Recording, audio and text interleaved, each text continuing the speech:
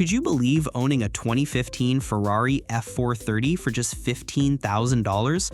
Watch how a 48-year-old guy restores a fire-damaged Ferrari F430 on a shoestring budget. We've all seen Ferraris catch on fire before. For the average person, there are really only two ways to own a Ferrari: either buy an older, high-mileage model or get a flood or fire-damaged salvage car. Today, our host, let's call him Pops, fulfilled his childhood dream car fantasy. On the trailer is a Ferrari F430 wearing the iconic prancing horse badge. Pops won this F430 at an auction. While the car's exterior looks fantastic from one side with no visible flaws, it's a completely different story when you walk around to the other. This side has been completely scorched by fire, and you can see the engine clearly through the melted bodywork. This is exactly why the price was so low. Many potential buyers were scared off by the thought of Ferrari's expensive parts. You can see that many of the wiring harnesses in the engine bay have been destroyed, and the paint on the frame and fuel tank has been burned off. The only saving grace for Pops is that the engine itself wasn't seriously damaged in the fire. His friend, who came to help, analyzed the situation and concluded that restoring this Ferrari would be a massive challenge, as many of the plastic components in the engine bay had melted in the fire.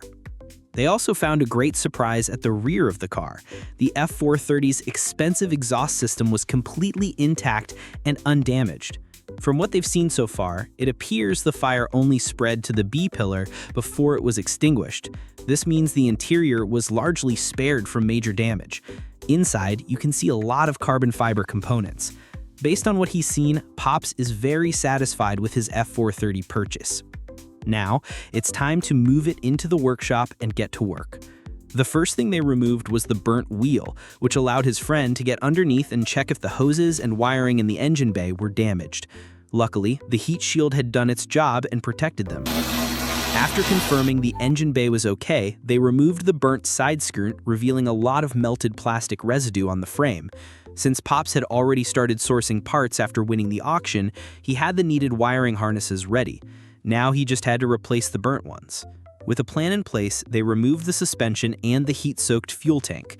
The tank itself wasn't damaged, so to save time, they decided to just remove the burnt fuel pump instead of the whole tank.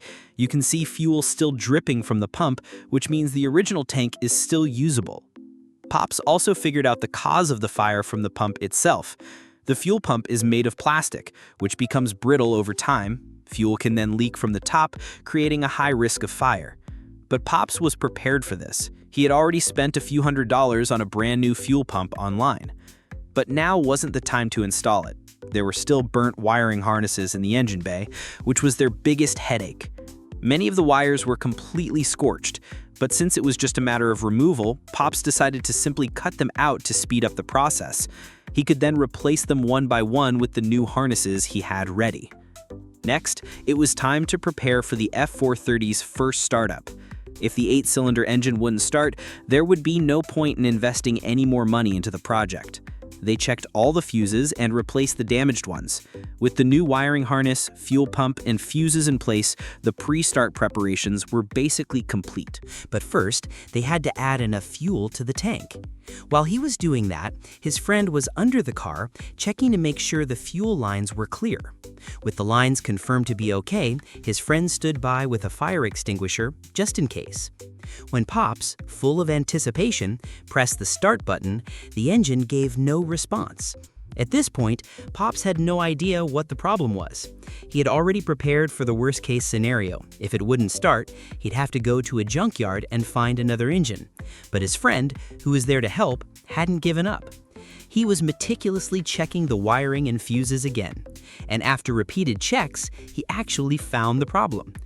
Based on information he looked up on his phone, he replaced a 30-amp fuse. Pops then tried to start it a second time. This time, the engine responded. Seeing signs of life, he kept trying, and finally, he woke the engine that had been sleeping for years.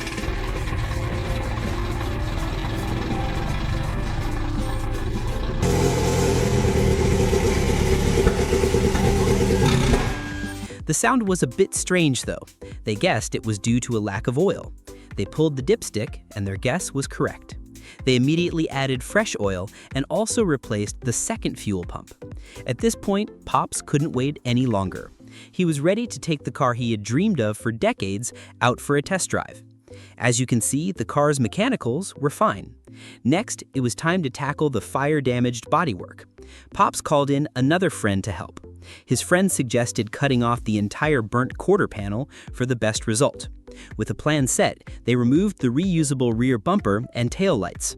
The F430's quarter panel is welded to the frame, so it had to be cut off. The burnt area near the door meant the entire panel had to be dealt with. While they were cutting, Pops went out and sourced a used F430 quarter panel. They immediately test-fitted it. This one body panel cost Pops $3,500, nearly a quarter of the car's purchase price. His friend marked the areas that needed to be cut and got to work. He also had to sand down the scorched frame, which was a meticulous job requiring him to get into all the nooks and crannies. After the sanding was done, he could spray a coat of primer. With that, the frame prep was complete. Now they could install the sourced quarter panel. His friend first applied panel bond adhesive, followed by rivets to hold it in place. With all the prep work done, it was time to weld the seam. Since the body is aluminum, Pops called in a well-known local welder. With his expert skills, the donor panel was quickly welded on to the F430's body. Next was preparing for paint. Pops found a local body shop and decided to pay them to handle the car's paint job. As you can see, he didn't do much of the work himself on this Ferrari F430. Instead, he enlisted the help of many friends, trying to achieve the best result for the lowest possible cost. But it was this very Ferrari F430 that gained Pops a huge following online. From there, his journey took off. At the age of 48, he slowly got into the auto repair industry, restoring countless classic sports cars with his own hands and starting his own Ferrari museum.